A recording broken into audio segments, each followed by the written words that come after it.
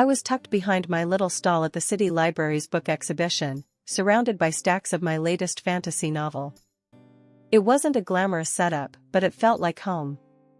Scribbling away at a new story idea, I barely noticed the hustle around me until he walked up. "Hey, didn't expect to find a live author here. Thought you folks were all cooped up in some tower, weaving tales," he said, leaning casually against the edge of my table, a playful smirk on his face. I looked up, a bit taken aback by the interruption. The guy was average height, with a disarming smile and eyes that sparkled with mischief. He wore a simple tee and jeans, looking entirely out of place amidst the rows of books and the serious literary crowd milling around.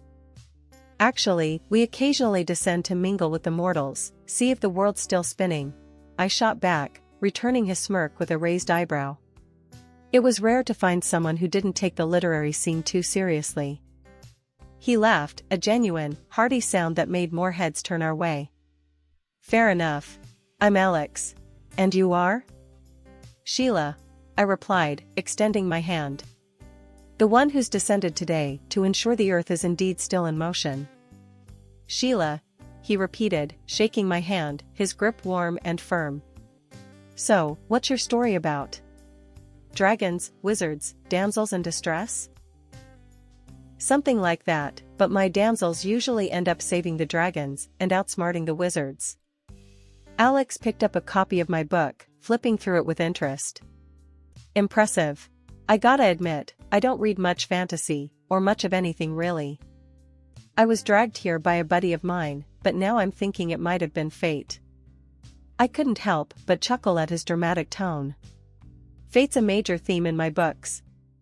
Maybe you should start reading, you might find out you're a lost prince or something. Or maybe I just found my favorite new author," he quipped, giving me a look that sent an unexpected shiver down my spine. Our banter was interrupted by a lady who wanted me to sign a book for her. After she left, Alex was still there, watching me with an intrigued expression. "So, Sheila, would you be willing to step away from your authorly duties and grab a coffee with a lost prince?" he asked, his tone somewhere between teasing and earnest. I hesitated for a moment, not used to being so forward, but something about him felt different. "Sure, why not? But if you're hoping for a fairy tale, I should warn you, I'm better at writing them than living them." "Who says we can't write our own?" he said with a wink as he gestured toward the exit. Our single coffee date ignited something fierce between us, the kind of fiery romance that you read about in novels, but seldom see in real life. Conversations flowed like we were picking up from a previous life, and laughs were shared as if we'd known the punchlines all along. Before I knew it, Alex had swept me off my feet, and I, him. Our whirlwind romance spun faster as days turned into nights and back again, all leading to a modest yet profoundly beautiful wedding. It was a simple affair, really. Just our closest kin gathered to witness our vows, my folks, Alex's, and my little sister, Sarah, who was just 15, wide-eyed and dreamy about love.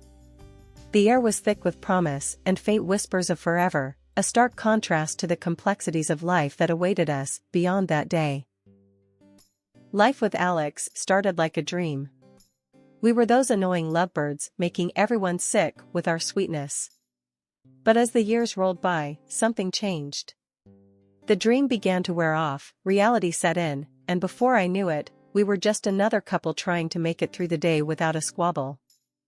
One evening, I was at my desk, drowning in a sea of manuscripts and deadlines, when Alex stormed in, tossing his keys on the table with a clatter that made me jump. "Sheila, what's for dinner?" he barked, sounding more like a disgruntled roommate than the man I married. I sighed, marking my place in the manuscript with a frown. "I haven't started cooking yet, Alex. I've been swamped with work today." He threw his hands up in frustration. "Great. Just great. You're always swamped. I come home tired from work, and there's nothing ready." "What be you been doing all day?" "Working, Alex. Just like you." I snapped back, my patience wearing thin. "You know, writing doesn't just happen. I don't just wave a magic wand and poof, a new book appears." He scoffed, pacing back and forth. "Yeah, but I actually have to go to an office, deal with people I can't stand, and then come back to this. This? I echoed, incredulous. You mean our home? The place I also work hard to keep running while trying to meet my deadlines? Alex rolled his eyes. Oh, come on, Sheila. You sit at home, typing away. How hard can it be? You're making it sound like you're out there, breaking rocks or something. I stood up, feeling my blood boil. You have no idea, do you? Just because I work from home doesn't mean I'm lounging around, having a tea party with my laptop. And for your information, I earn a decent income from my typing away, more than enough to cover for the so-called lack of contribution you keep harping about. His face turned red, a vein throbbing in his neck. Oh, so now it's about money, huh? You think just because you make more, you can lord it over me? That's not what I'm saying, and you know it. I retorted. I'm just tired, Alex. Tired of you not seeing how much I'm juggling here. I'm not asking for a medal, just a bit of understanding and maybe some help around here. He snorted, grabbing a beer from the fridge. Help? I do enough already. You want help? Hire a maid. With that, he plopped down on the couch, turning on the TV, effectively ending our conversation. I stared at him, a mix of disbelief and anger churning inside me. The man I married, who once would do anything to make me smile, now couldn't be bothered to lift a finger or offer a word of support. I turned back to my manuscript, the words blurring before my eyes. It wasn't just about the chores or the cooking. It was the growing chasm between us, filled with unspoken grievances and fading love. How did we get here? When did the magic of our beginning fade into this mundane, bitter routine? The morning I got the call, my whole world flipped. I'd been feeling off for a while, tired beyond the normal writer's fatigue, and a persistent pain that wouldn't let up. So, I finally dragged myself to the doctor, expecting to be told I needed more vitamins or something. Instead, I got a call that had me sitting on the cold kitchen floor, phone slipping from my sweaty grip. Sheila, are you there? Dr. Patel's voice was gentle, but carried a weight that instantly filled me with dread. Yeah, I'm here. I managed, my voice barely a whisper. We got your test results back. I'm afraid it's not great news. It looks like cancer, Sheila. The word slammed into me like a freight train. Cancer. Me. It couldn't be real. What kind are we talking? My voice sounded detached, as if I was floating outside my body, watching this scene unfold. It's early stages, but aggressive. We need to start treatment immediately. I know this is a lot to process, but I want you to come in tomorrow so we can discuss your options. Okay, was all I could say, before hanging up. Alex found me still on the floor, the phone lying next to me. His reaction was not what I expected. What's wrong now? His tone was irritated, not concerned. I looked up at him, tears finally breaking free. It's cancer, Alex. I have cancer. For a moment, he just stared at me, and then, unbelievably, he sighed. Cancer? Great, that's all we needed. What's this going to mean, Sheila? How are we going to deal with this now? I was speechless. His first thought was about the inconvenience, not my life being turned upside down. I don't know, Alex. Treatment, I guess. Starting right away. He ran a hand through his hair, pacing. And what? I have to pick up all the slack while you're, getting chemo or something? I couldn't believe what I was hearing. Yeah, Alex. While I'm trying to not die, you might have to do a bit more around here. He didn't respond, just walked out of the room, leaving me alone with my diagnosis and a growing realization that I was more alone than I had ever been. The next few days were a blur of appointments, tests, and treatments starting. Alex was there, physically, but it was like he checked out the moment things got tough. He'd come to the hospital, but spent the time complaining about how hard this was for him. This is a mess, Sheila. I can't believe you're putting me through this. I've got my own stuff, and now I have to worry about you all the time. I stared at him, the man I married, wondering how I could have been so blind. Sorry, my life-threatening illness is an inconvenience to you, Alex. I'll try to keep it down. He rolled his eyes, pulling out his phone to escape the conversation. That's when I knew. This wasn't just a rough patch. This was the end of the road for us, one way or another. Days turned into a whirlwind of treatments and hospital stays. In one of those foggy, pain-laced afternoons, Sarah, my younger sister, waltzed into my hospital room like she was stepping into a cafe for brunch, not a cancer ward. Hey, Sheila, you're looking, well, as good as one can look in here, I guess, she started, not a hint of empathy in her voice. Her eyes quickly scanned the room, perhaps looking for something more interesting than my plight. Sarah, what are you doing here? I asked, surprised and secretly hoping for a bit of familial support. Oh, just thought I'd visit. But hey, you remember my birthday's coming up, right? I was thinking, you always get me the best stuff. I'm really hoping for something extra special this year, she said, her tone light, but her implication heavy. I couldn't believe my ears. Was she seriously here, in my hospital room, asking for birthday presents while I was fighting for my life? I managed a bitter smile, the absurdity of the situation momentarily overriding the pain. Sarah, I'm not really in a position to go gift shopping right now. I'm in the hospital, in case you haven't noticed. Her face twisted into a pout, and she crossed her arms, leaning back in the chair with a huff. Wow, selfish much? It's always about you, isn't it, Sheila? Here I am, trying to bring a bit of normalcy into your life, and you're turning it into some drama. Classic. My heart sank. Her words felt like a slap in the face. Here I was, at the lowest point of my life, and my own sister couldn't see beyond her desire for material things. Sarah, I'm fighting cancer. I don't have the energy for this. For shopping or planning surprises. She stood up, her chair screeching against the floor. Whatever, Sheila. I thought maybe, just this once, you'd think about someone other than yourself. But I guess I was wrong. Don't worry about my gift. I'll get over it, like I always do. With that, she stormed out, leaving me in a wake of hurt and disbelief. The door closed with a soft click, but the echo of her words and the depth of her selfishness rang loud in my ears. A week after Sarah's unbelievable visit, I was lying in my hospital bed, trying to focus on the positives. My treatment was harsh but necessary, and I clung to every shred of hope I could muster. That's when Alex walked in, but he wasn't alone. Sarah was with him, clinging to his arm like she was his date to the prom. Sheila, we need to talk, Alex said, his voice cold, lacking any of the warmth it once held for me. I stared at them, a sense of dread washing over me. What's going on? Sarah, what are you doing here with Alex? As if the scene couldn't get more twisted, Sarah's smirk widened, and she leaned closer, her voice dripping with spite. Oh, since you were too sick to bother about my birthday gift, I went ahead and got the best present for myself. I took your husband. Always wanted what you had, Sheila.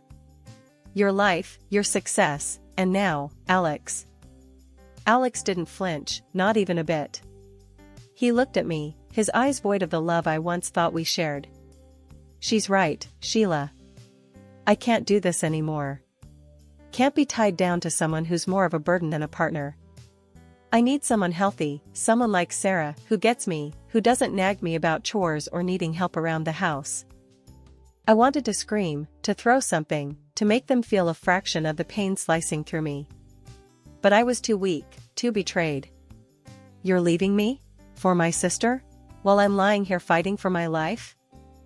Yeah, well, life doesn't stop for your cancer, Sheila. We all have needs. Sarah interjected, her words like venom. I can't believe this. I can't believe you, Sarah. And Alex, I thought we vowed in sickness and in health. Was that just a joke to you? My voice cracked, the emotional and physical pain becoming too much to bear. He slid a stack of papers across the small hospital table towards me. The divorce papers. My hand trembled as I took the pen he offered, signing my name where indicated.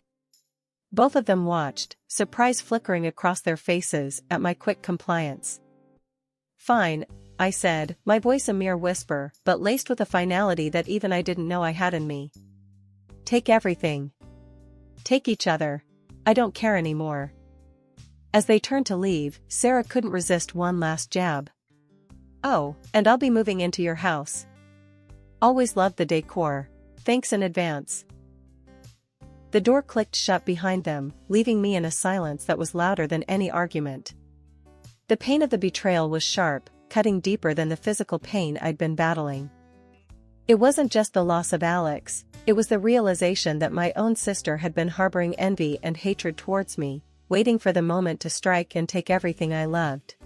After Alex and Sarah exited the room triumphantly, thinking they'd knocked me down for good, I turned to my laptop with a fiery determination burning inside me. The first thing I did? Cancelled that big fat check meant for Sarah's college tuition.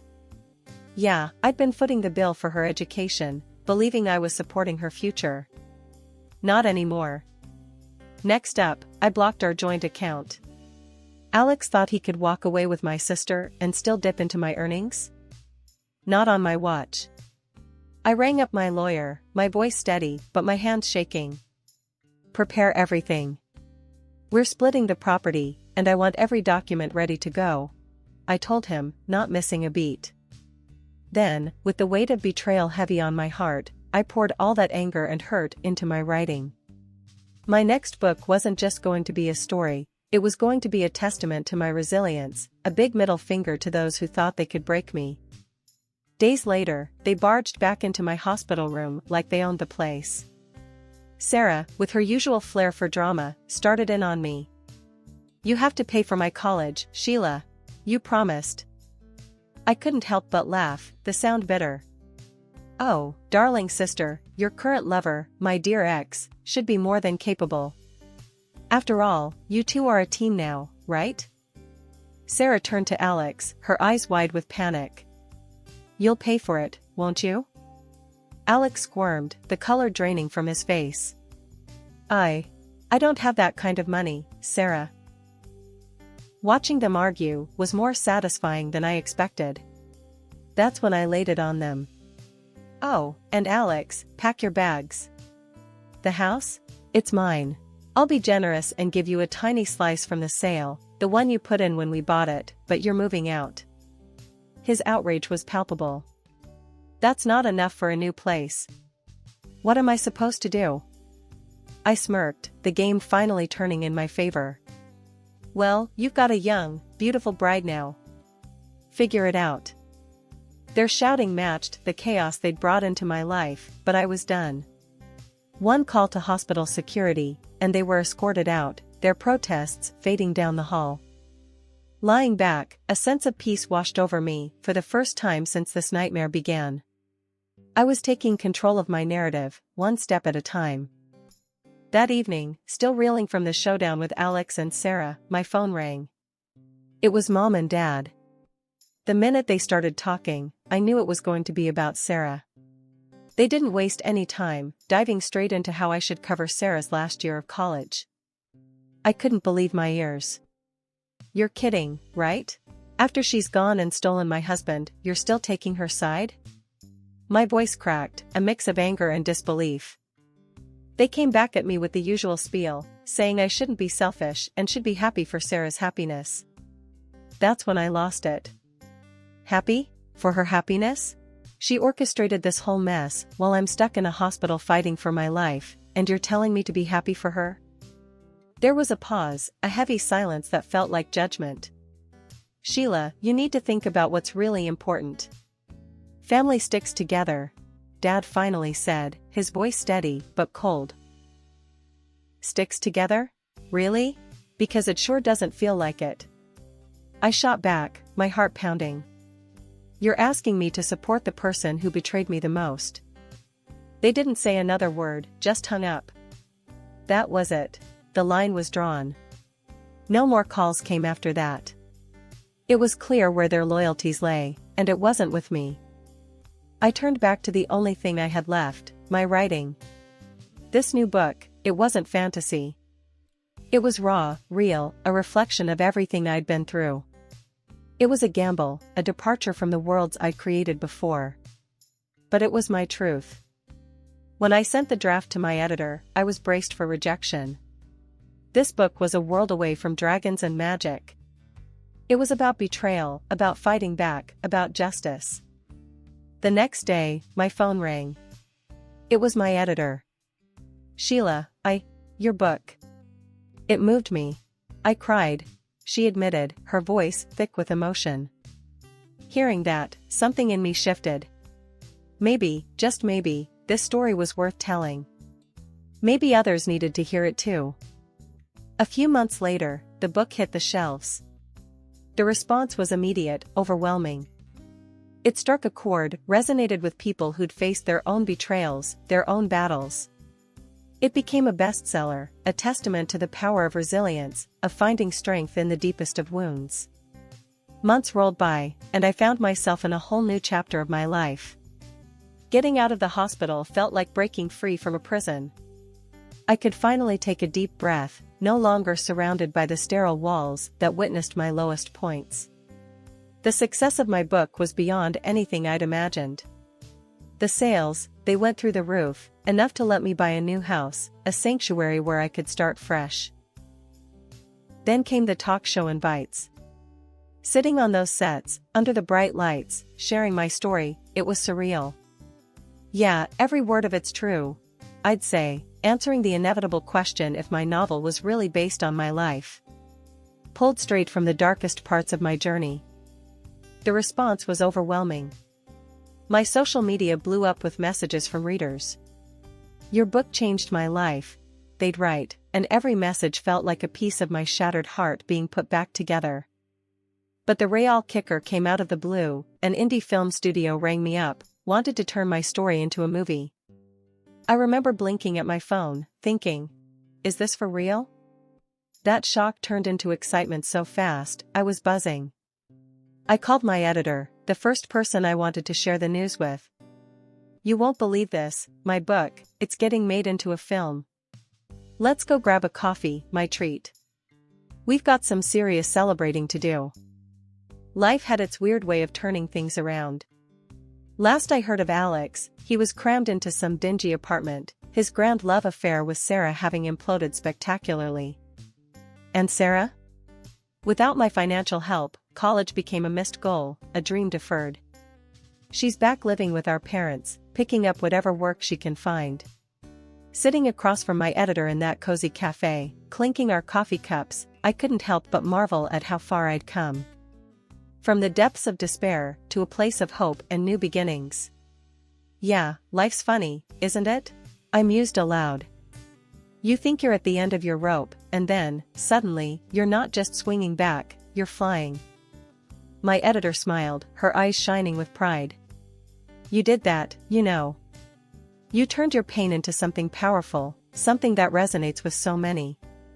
You should be proud. Through all this, not a peep from my parents.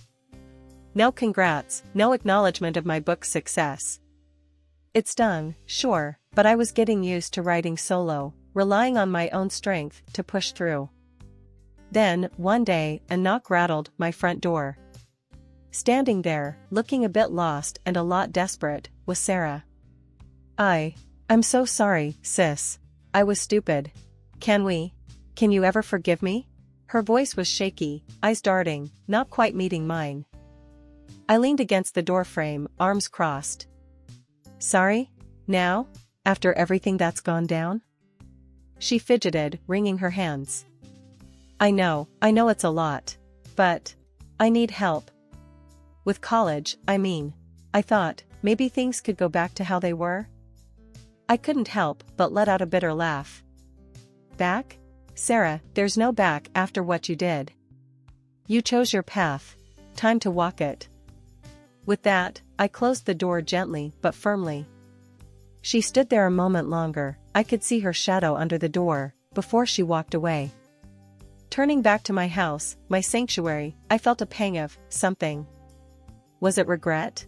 Sadness? Maybe. But more than anything, I felt release. The chapter was closed. I had a script to write, a world to see, and a life to live that was all mine. The story, the whole mess with Alex and Sarah, became a distant memory, a faint scar that reminded me of where I'd been but no longer dictated where I was going.